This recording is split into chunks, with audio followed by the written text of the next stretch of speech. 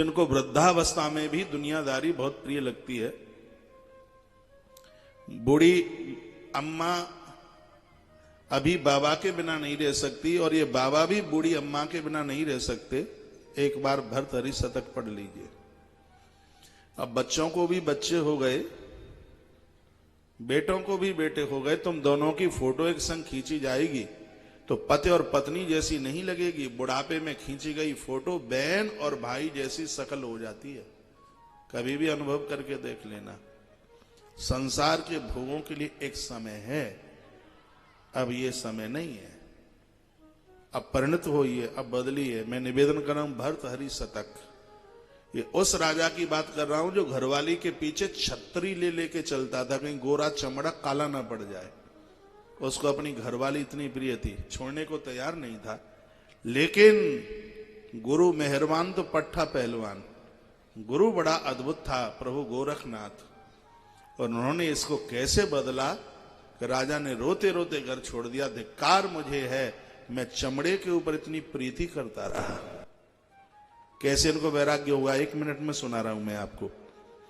अब महात्मा ने देखा कि चेला पत्नी के सौंदर्य में डूबा हुआ है और मैं ऐसे इसको कहूंगा तो मेरे प्रति भी इसकी अश्रद्धा हो जाएगी। तो क्या किया, एक दिन वो तपस्या में थे, आकाश से एक फल गिरा।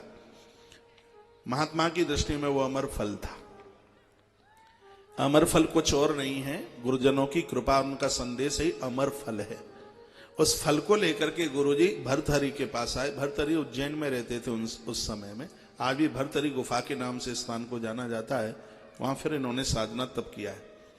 तो उन्होंने कहा, बेटा ये फल है, जहां ये फल रहेगा वहां अकाल नहीं पड़ेगा, दुर्भिक्ष नहीं पड़ेगा, वो मुरझाएगा नहीं, वो स्वानंद के साथ रहेगा। इस फल की इतनी बड़ी महिमा है।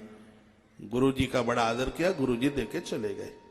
अब भर्तहरि ने सोचा, मेरी पत्नी मुझसे इतना स्नेह प्रेम करती है, मैं पत्नी से ज्यादा तो मैं किसी को मानता ही नहीं, चाहता भी नहीं। इतनी सुंदर बढ़िया चीज है, क्यों नहीं ये मैं अपनी घरवाली को दे दूं। तो भर्तहरि ने वही फल अपनी घरवाली को दे दिया। अब घरवाली ने सोचा कि राजा का जो सेनापति है वो हमसे बड़ा स्नेह करता है, वो हमसे बड़ा प्रेम करता है। यही तो संसार है जिनको आप अपना मान बैठे हैं। और कभी कभी ऐसा होता है, जो दूर बैठे हैं उनको तो आप ऐसे जीवन से निकाल देते हैं कि वो आपके लिए कुछ भी नहीं है। आजकल प्राय माता पिता यही सोचते हैं। क्या सोचते हैं, वो तो बेटा दूर चला गया, बंबई चला गया, कलकत्ता चला गया, अब तो उसके हम कुछ हो ही नहीं सकते है। जो हमारे पास है यही हमारी मरी लाश में आग लगाएगा, यही टेकेगा अग्नि, यही हमारा उद्धार कर देगा, यही पहुंचा देगा हमें वहां ऊपर, स्वर्ग की नसेनी उतार देगा। ये एक बहुत बड़ी भूल है। मैं निवेदन करना चाहूंगा, अब ये उनको बड़ा बुरा लग जाएगा, मम्मी पापा जिनके पास रहते हो, वो कहेंगे हमें ही बोला जा रहा है। और ऐसा कुछ भी नहीं है। मुझे तो पता भी नहीं है किसके, कौन मम्मी पापा के पास है और कौन माता पिता से दूर है, मुझे तो पता नहीं है।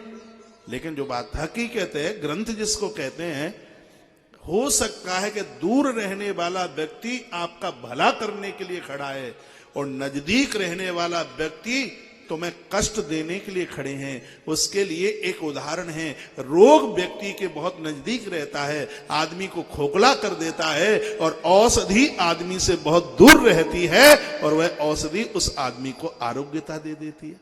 औषधि तो दूर है ना, लेकिन उसको निरोगी बना देती है। और रोग पास ही रहते, अंदर रहते, खोखला कर देते हैं।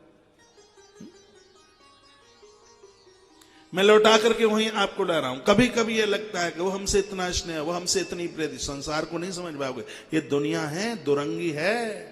आप एक बार के लिए ईश्वर को समझ लोगे, दुनिया को नहीं समझ पाओगे। इसको समझना बड़ी टेढ़ी खीर है। देखिए, जो भर्तहरि सोचता है कि मेरी पत्नी मुझे इतना प्रेम कर रही है, राजा ने कभी सोचा भी नहीं होगा। और वह पत्नी राजा के सेनापति से स्नेह करती है। वो बोलती है, फल मैं क्यों ना सेनापति को दे दूं। उसने वह फल सेनापति को दे दिया। सेनापति ने सोचा कि नगर की वेश्या मुझे बहुत प्रेम करती है, ये फल मैं क्यों नहीं उस गड़का को दे दूं। तो उसने वह फल उस गड़का को दे दिया। गड़का को लगा कि ये अमर फल जहां रहेगा वहां दुर्भिक्ष नहीं पड़ेगा, वहां गरीबी नहीं आएगी, तो हमारा राजा बहुत बढ़िया है, ये फल हम क्यों राजा को ना दे दें। सो राजा के राज्य में सब लोग आनंद से रहें। उस गड़का के मन में ऐसी बात आई तो उस गड़का ने वह फल राजा को दिया। राजा ने देखा कि तो वही फल है जो गुरुजी ने मुझे दिया था। महात्मा लोग तो सब कुछ देने को तैयार हैं, चीज वहीं टिकेगी जो उसकी पात्रता में है, नहीं तो चाहे जहां घूम करके आ जाए वो चीज वहां टिकेगी ही नहीं, वहां रुकने वाली नहीं है।